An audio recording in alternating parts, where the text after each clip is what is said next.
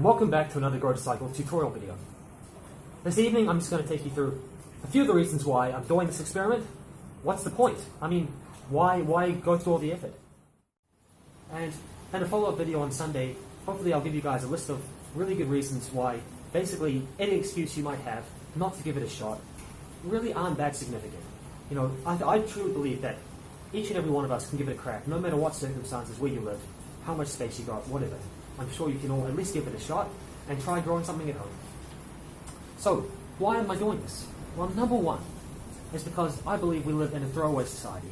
And I believe, especially in urban areas, in cities and things, we are all consumers. You know, we every single day we're surrounded by products. There's so much packaging, so much technology, and in particular, so much food wasted, packaging. It's just all around us. You know, you go into the supermarkets, and I think the main reason why we're so wasteful as a society, number one, is because there's a massive disconnect between us as consumers and the producers. We seriously undervalue the farmers, the primary producers, you know, people in forestry. I think we just don't realize how much resource goes into the stuff that we consume. You know, for example, when we drive to the supermarket and back, we drive around every day, we're burning up literally trees and trees worth of fossil fuels every week. It blows my mind sometimes. It's just by being aware of our impact as consumers, trying to cut our own consumption, and then thereby influencing those around us to be a little bit more concerned and, I suppose, aware at least, so that we can cut our consumption and therefore also advocate on behalf of a more sustainable future. Not only for our kids, our grandchildren, our great-grandchildren as well. And I think that growing your own food is the key to understanding.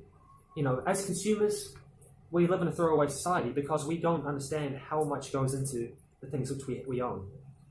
And growing your own food is the first step towards truly understanding that, I believe.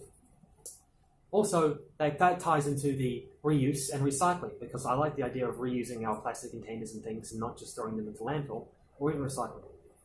So point number two is because it's just really, really rewarding. Growing your own food is a really fun thing to do. And it's a great project for home, especially if you've got kids, but even if not, it's just something rewarding, something you're looking after, especially if you can't have pets in your apartment. So it can be a really good pastime.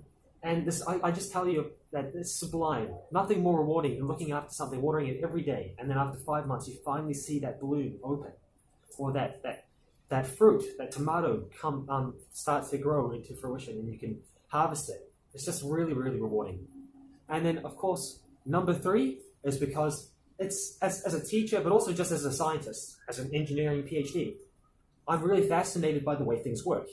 And I love this idea of an experiment where I can actually test a number of different variables and see which ones actually contribute and make the best growing environment for your windowsill gardens or whatever container gardens you guys might try at home.